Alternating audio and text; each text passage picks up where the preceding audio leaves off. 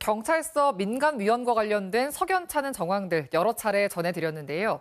이번에는 자격 요건입니다. 광주 지역 각 경찰서 위원회 구성을 살펴봤더니 전문가가 아닌 사람들이 다수를 차지하는 위원회가 있는가 하면 10년 넘게 위원으로 활동하는 등 여러 문제가 확인됐습니다. 손민주 기자의 보도입니다.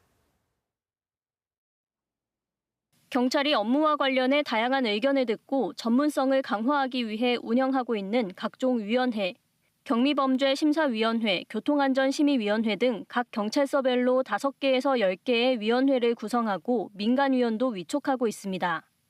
KBS가 정보공개 청구를 통해 광주 5개 경찰서 위원회 운영 현황을 살펴봤습니다. 동부서와 북부서, 광산서는 교통안전심의위원회를 제외하고 공개했습니다. 이 가운데 눈에 띄는 건 위원들의 직업. 공개된 143명 가운데 교수나 법조인이 대부분을 차지했지만 자영업자도 24명으로 6분의 1이나 됐습니다.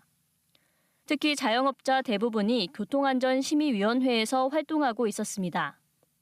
서부서의 경우 18명 가운데 6명, 남부서의 경우 14명 가운데 1명을 빼고 모두 자영업자였습니다.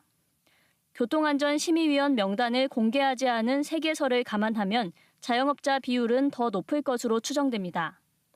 경찰청 훈령에 따라 경찰서 교통안전심의위원회는 경찰서 교통과장과 담당 공무원을 포함해 10명 이상 20명으로 구성합니다.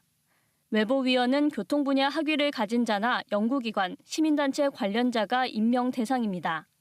다만 경찰서장이 인정한 사람을 임명할 수 있다고 돼 있어 서장 판단에 따라 자영업자들도 임명한 것으로 보입니다. 이번에 성추행 사건으로 문제가 됐던 서부서 위원 A씨의 경우에도 경찰서장의 임명으로 위원이 된 사례입니다. 또 다른 문제는 활동기간. 대부분 위원회가 임기를 2년에서 3년으로 규정하고 연임 제한도 하는 데 비해 교통안전심의위원회는 연임 가능으로만 돼 있습니다. 이러다 보니 한 위원은 지난 2011년부터 14년째 연임하는 등 10년 넘게 위원으로 활동한 자영업자가 9명이나 됩니다. 익명을 요구한 한 경찰 관계자는 연임 제한 규정이 없고 명확한 해촉 사유가 없어 문제의식을 갖고 있지만 위원을 정리하기 어렵다고 말했습니다.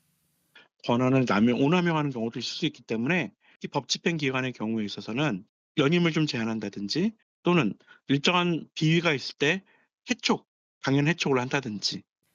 또 일부 위원회의 경우 공개 모집 과정 없이 추천으로 위촉되는 것도 투명성과 공공성을 떨어뜨리고 있다는 지적입니다. KBS 뉴스 손민주입니다.